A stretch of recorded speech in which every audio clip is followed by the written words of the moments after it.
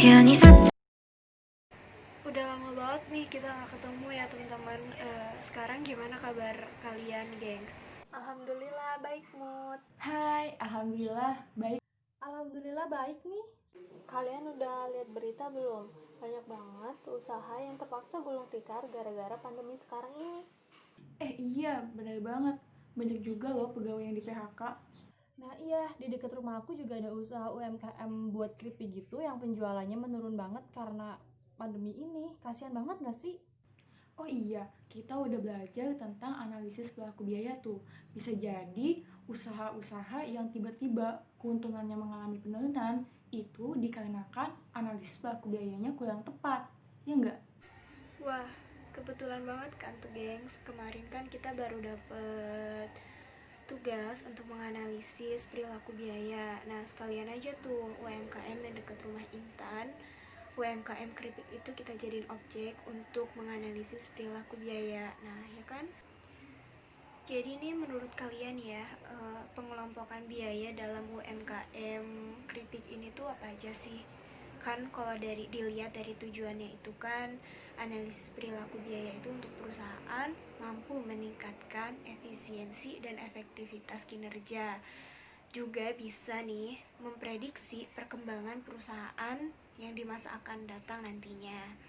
Terus dari yang aku pelajarin ya, kemarin itu ada 3 nih jenisnya.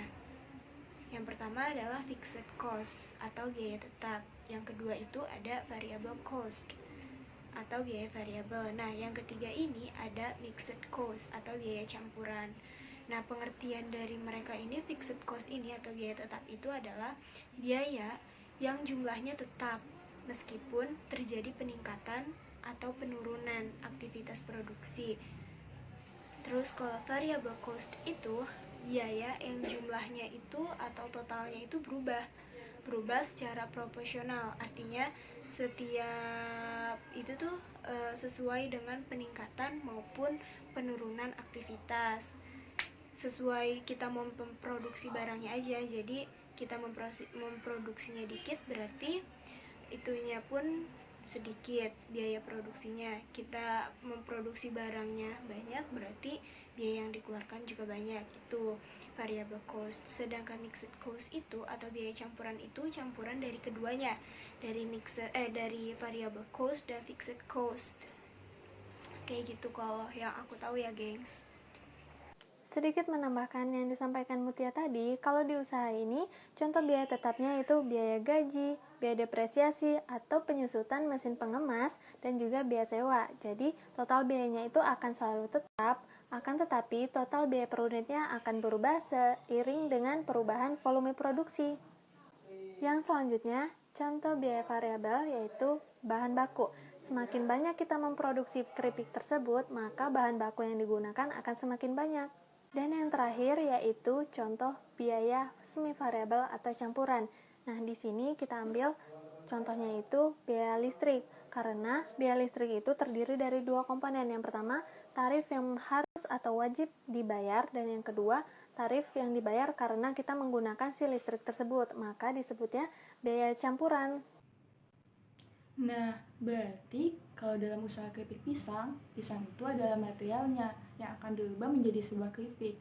Dan tentu saja adanya penambahan biaya tenaga kerja. Oh iya, kita kan juga belajar tentang metode-metode dalam analisis pelaku biaya tuh ya. Nah, agar kita bisa memisahkan antara biaya tetap dan biaya variabel, terdapat beberapa cara yang bisa kita gunakan. Yang pertama, high and low points method. Yang kedua, scatter gap method. Dan yang ketiga, ialah method of least square. Nah, jadi yang pertama itu low and high method ini, elemen tetap dan elemen variabelnya dihitung menggunakan 2 titik. Dalam high, low, and method ini, kita memiliki 4 cara untuk mencarinya. Yang pertama, mencari biaya tertinggi dan biaya terendah. Yang kedua, mencari biaya per unit variabelnya. Bisa menggunakan rumus mengurangi biaya tertinggi dengan biaya terendah dibagi dengan keluaran biaya tertinggi dikurangi dengan keluaran biaya terendah, atau rumusnya seperti ini. Dan untuk cara yang ketiga itu, kita mencari biaya tetapnya. Setelah ditemukan biaya variabel dan biaya tetapnya itu, kita langsung membuat persamaan linearnya. Nah, untuk scatter graph method ini, biasanya biaya-biaya yang dianalisis itu disebut dengan variable dependent atau bergantung dengan biaya-biaya lainnya. Atau bisa digambarkan pada garis vertikal atau sumbu Y. Dan biasanya pada metode ini digambarkan dengan titik-titik pada sumbu X dan sumbu Y. Nah, untuk metode of least square ini biasanya metode yang paling susah karena menggunakan kuadrat atau pangkat-pangkat dalam matematika.